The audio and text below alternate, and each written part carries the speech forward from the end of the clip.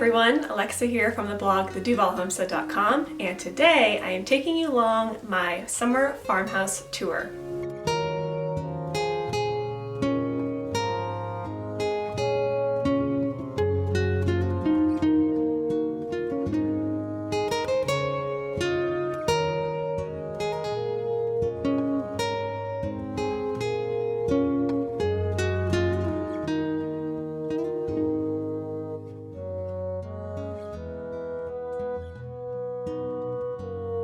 Of course, summer is such a fun time here at the homestead, and I can't wait to share with you all of the fun things that we have going on. Aside from the fact that it is sunny and beautiful and warm, we also are just doing a lot of home updates to our bedroom, our dining room, living area, the garden outside, and so much more. So I will take you along and give you a little preview and talk a little bit more about what's to come.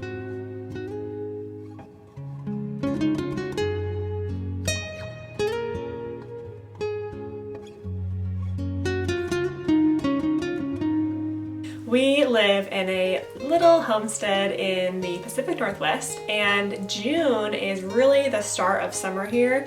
We haven't had a lot of warm weather yet, so it's really exciting going into July because we know we have a couple of really warm months ahead of us. A lot of people think the Pacific Northwest is really rainy, and that can be true, but the rain and the drizzle doesn't stop us.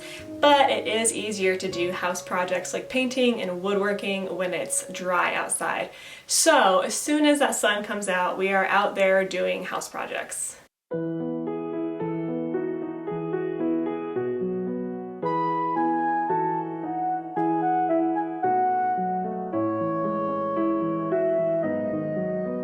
So this is our farmhouse bedroom, and I will say this is a work in progress. We really just started working on this room in the last couple of weeks.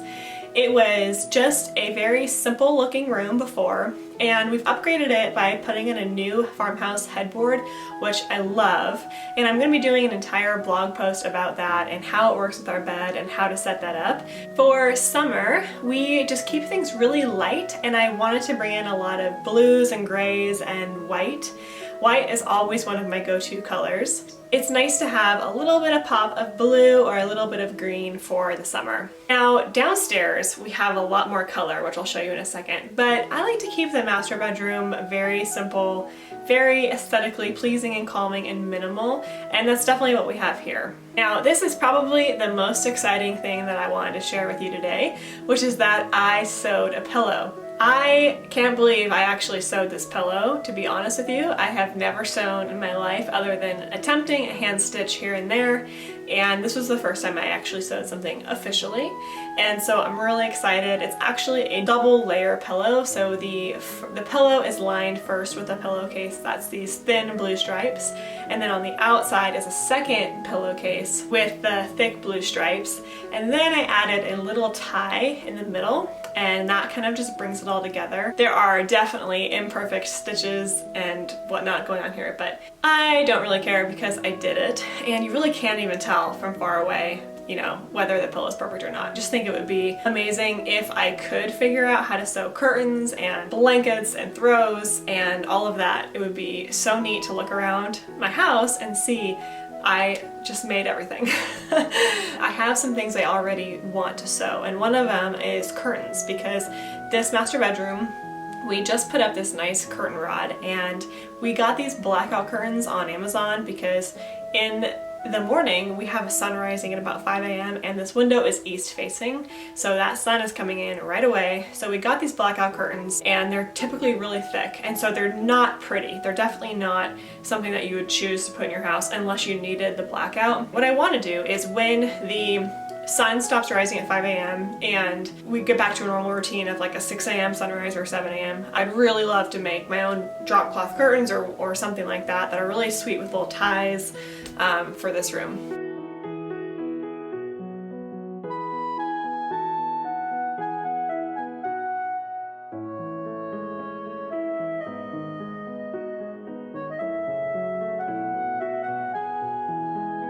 This little cabinet is also new. It was another vintage find, and it's perfect because we need something to hold more dishes and kitchen utensils, and so this going right underneath this clock is pretty perfect.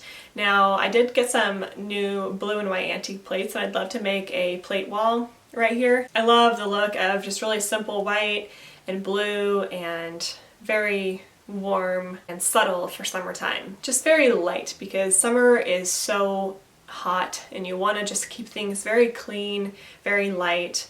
You don't want a lot of jackets around or blankets or stuff because it just makes things feel warmer.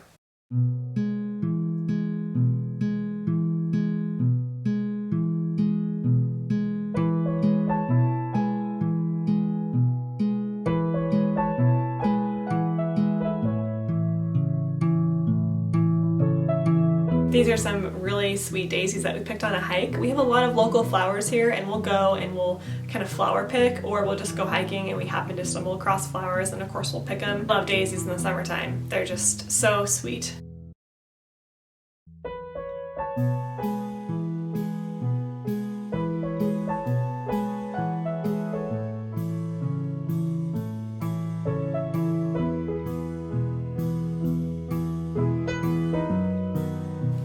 I love bringing in fresh flowers from outside into our farmhouse, so I really wanted to bring in whatever I could. The peonies bloomed, the lavender is blooming, we have some hydrangeas that are about to bloom, we also have zinnias, dahlias, calendula, a lot of flowers that are on the verge of blooming but just haven't yet. There's something so sweet about seeing just these little buds and just kind of knowing that you're about to walk out to a flower and you don't know when and you don't even know what color, but it's gonna be so sweet.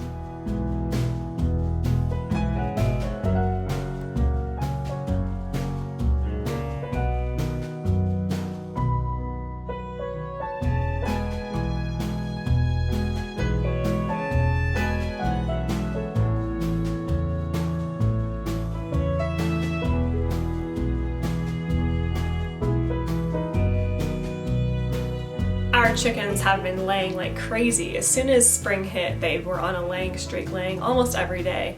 And I know that they will slow down in a couple months, so I'm just really enjoying this time of them being so happy. They don't like extreme heat, so when it gets really hot, they tend to slow down a little bit. We just got chickens a little over a year ago now, and one of my favorite things is going out and picking their eggs. It never gets old.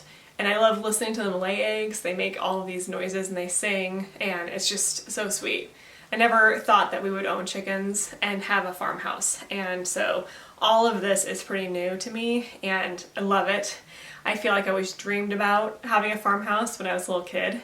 I'd always read books about it, and now I feel like it's actually becoming kind of a reality, and it's a slow process, but just kind of adding one thing at a time, like a kitty or chickens or garden, really gets you in the feeling of having a farmhouse, and you can kind of see what it's like when everything in the house works together, and that if you just keep going with one thing at a time and making things from scratch and making things with your hands, eventually you'll be looking around and you will have worked on or made or created or harvested or grew a lot of the things around you, which is such a cool feeling. Just start creating, if that's what you want to do, the life in the house that you want, because I feel like it's really patience that people don't have, and they want things to happen quickly and overnight. But if you allow yourself to have patience and allow yourself to do one thing at a time, you can get really far. You can, in the blink of an eye, for what it seems like. On the porch, I brought in some pops of color because it is 4th of July coming up here, and our neighborhood loves to decorate, and so we like to participate in that. So the red and the white flowers are perfect, and I just put them in this galvanized pot.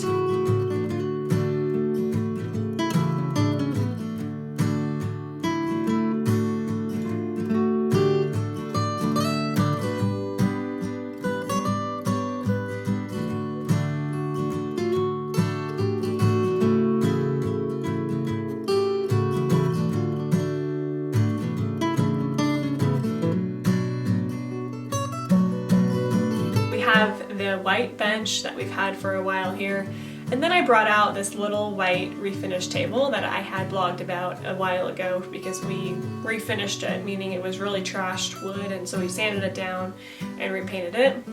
And I thought it'd be nice to bring out here because we spend a lot of time on the deck in the morning. We'll come out in the morning for coffee and to start work, and then in the evening we'll also come out because the sun sets facing that porch and it doesn't set till 10 o'clock at night. So often if it's a weekend and we have family over or something, they'll come over and we'll just sit on the porch before dinner for a while. So it's nice to have places to put things. And so I just went ahead and put our flowers on there for now.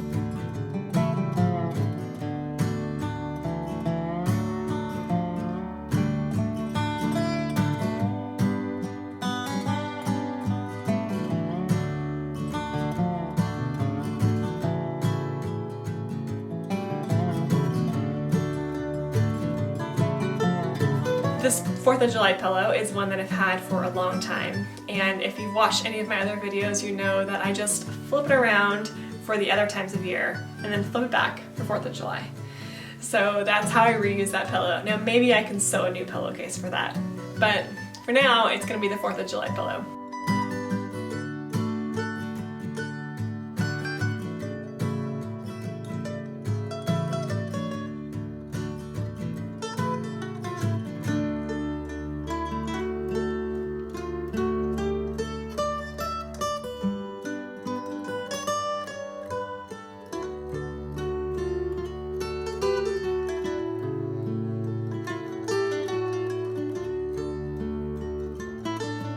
I just made this wreath real quick for our front door, and it's faux flowers from Michael's. I just bought like 1 or 2 bouquets. I think they were $1.50 each or something.